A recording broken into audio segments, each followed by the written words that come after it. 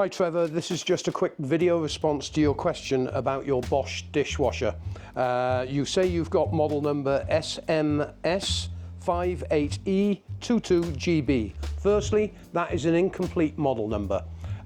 Your full model number will normally have a / followed by 2 numbers after the GB bit.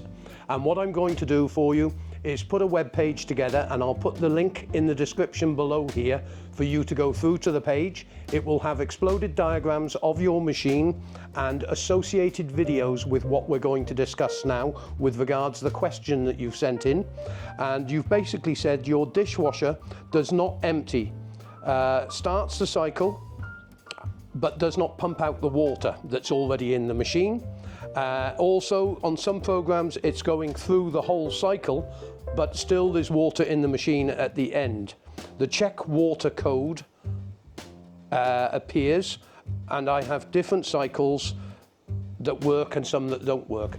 Well, the machine may go through the whole cycle, but it may be using the water that is already in the machine. The machine has got to empty the water. Now, when you end up with an error of no water being emptied from the machine, you normally end up with E25 error code, which is a popular error code on the Bosch, Neff and Siemens manufactured dishwashers. E25 means that you've normally got a blockage on the system or a pump problem. Now, on the exploded diagrams, I will put reference to what you need, and I haven't got a dishwasher in the workshop at the moment to explain. But basically, in the bottom of the machine, you've got the filter system, and you need to remove that filter system, and then that will give you access to the sump. The sump has a little bit of plastic which covers the impeller on the pump. That is held in with a clip. You need to remove that, and that will give you access to the impeller. Get yourself a sponge and dry up all the water that's in the machine. You may even have to use a cup to scoop out the existing water that's in the machine until you get down to a level where you can use a sponge and dry everything out. That impeller should be turning freely. If it is not turning freely, you want to get a torch and closely look in there. Sometimes this is very hard to spot, but it only takes a piece of broken glass, china, or even a solid bit of food, debris that's come off the plates, that could be lodged, jamming the impeller from turning. Because if it can't empty the water, it would use the water that's in the machine, but it would normally come up with an error code and stop. So have a look at that first. If it's turning freely, but the pump is not running when you select a rinse cycle, then you may have a problem with the pump motor. Now, the pump motor, there are multiple variations, and you have not given me your full model number, so I'm only pointing you in the right direction. Some of the pumps on these dishwashers are AC, some are DC, and they will be a different voltage supply, and it's normally stamped on the casing of the pump, and you would have to remove the pump to actually check if the pump is working, and it is possible to bench test the pump with the correct voltage and supply. There's also another problem that always occurs on these Bosch dishwashers, and on the side of the dishwasher, normally on the left-hand side, and you're going to have to remove the panel, you will find what I call a water matrix. This is a clear plastic container that runs on the whole side of the dishwasher.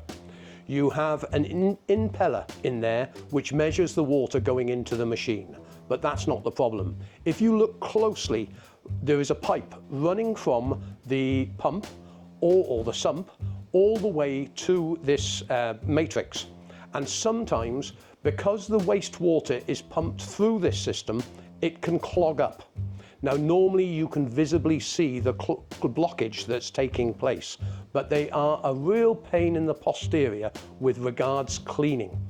Now, the only way that you're ever able to clean these is you're going to have to remove it from the dishwasher. That means that you need to open the door, and you'll find on the back left-hand side a large nut, and that has to be undone. Then you have to remove the pipework from that water matrix to remove that from the machine. You could then take it into the shower and take the shower head off and try and force water through each of the connection points at the bottom.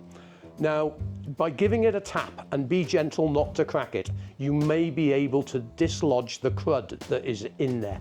but sometimes I actually have to use some chemicals and leave it soak overnight to actually get this crud dislodged. There's no way of splitting the matrix, it's a sealed unit, but it is worth taking the time to try and clean all this out, because that not only controls the water level that's in the machine, it also controls the wastewater that goes out of the machine. It's also worth noting that if you have your waste pipe connected to a sink unit, it is very common that when you've had a Sunday lunch or some roast dinner and you've poured the old oil down the sink, which a lot of people do, this oil can congeal as it hits the cold water, and it can line inside the pipes and eventually block the sink unit from being able to pump the dishwasher water out of the machine. So do check that as well. It might even be worth putting the machine on a test cycle with the waste pipe going into a bucket so you can actually see the flow of water that comes out of these dishwashers. Normally on some of the models of dishwashers, the pump will run for 5-10 seconds, then stop. Then it will run again for 5-10 seconds and stop. And it may do this 5-6 times to empty all the water out of the dishwasher. So don't think that pump should be running constantly. It normally works in small sequences as the actual sump chamber gets the water in there, and the pump can then pump the water without cavitating.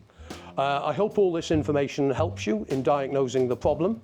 You're going to be able to do a meter test on the motor to test the motor as well, and you might even be able to bench test it if you have the right correct tools and everything for doing that.